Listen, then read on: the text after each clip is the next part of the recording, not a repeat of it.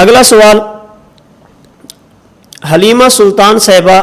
اسلام آباد سے پوچھتی ہیں، مفتی صاحب حضرت مولانا محمد امین صفدر اکاڑوی رحمۃ اللہ علیہ کے بارے میں آپ کی کیا رائے ہے؟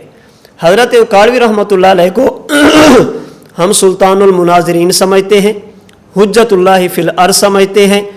دین کے دفاع کے لیے جو انہوں نے کام کیا ہم ان کی قدر کرتے ہیں اور ان کاموں کو حضرت کی نجات کا ذریعہ سمجھتے ہیں۔ حضرت اکاڑوی رحمۃ اللہ علیہ اپنے دور میں ہر باطل کے مقابلے میں سیسا پلی دیوار تھے۔ آپ ہر وقت اہل اسلام، اہل سنت والجماعت کے عقائد اور مسائل کے تحفظ کے لیے اور ان کی اشاعت کے لیے کمر بستہ رہتے، اور اس کے لیے آپ نے پوری زندگی وقف فرمائی اور دور دور کے سفر فرما کر اسلام کا دفاع کیا، اسلامی عقائد کا دفاع کیا، اہل سنت والجماعت کے عقائد اور مسائل کا دفاع کیا۔ آپ نے جو مناظرے کیے وہ کسی خاص فرقے کے ساتھ نہیں تھے،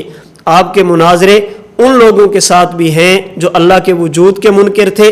ان لوگوں کے ساتھ بھی ہیں جو حضور صلی اللہ علیہ وسلم کی نبوت اور ختم نبوت کے منکر تھے، ان لوگوں کے ساتھ بھی ہیں جو حضرت عیسیٰ علیہ السلام کی حیات کے منکر تھے، مرزائیوں قادیانیوں کے ساتھ، منکرین حدیث کے ساتھ، منکرین فقہ کے ساتھ، الغرض ہر باطل جس نے اس دور میں سر اٹھایا، حضرت اکاڑوی رحمۃ اللہ علیہ نے دلائل کے ساتھ، اعتدال کے ساتھ، سنجیدگی کے ساتھ، شریعت کی حدود میں رہتے ہوئے جو مناظرے کے لیے علماء نے شرطیں بیان کی ہیں ان کا خیال کرتے ہوئے آپ نے ہر دین کے عقیدے کا، دین کے مسئلے کا دفاع کیا ہے۔ ہم حضرت اکاڑوی رحمۃ اللہ علیہ کو اپنے سر کا تاج سمجھتے ہیں، اپنے آپ کو ان کی پاؤں کی خاک کے برابر بھی نہیں سمجھتے۔ حضرت اکاڑوی رحمۃ اللہ علیہ نے جو دین کا کام فرمایا، دین کا دفاع فرمایا، ہم ان کو قدر کی نگاہ سے دیکھتے ہیں اور اللہ سے دعا بھی کرتے ہیں اللہ تعالیٰ ان کاموں کو ان کی بلندی درجات کا ذریعہ بنا دے اور ہمیں حضرت کے نقش قدم پہ چلتے ہوئے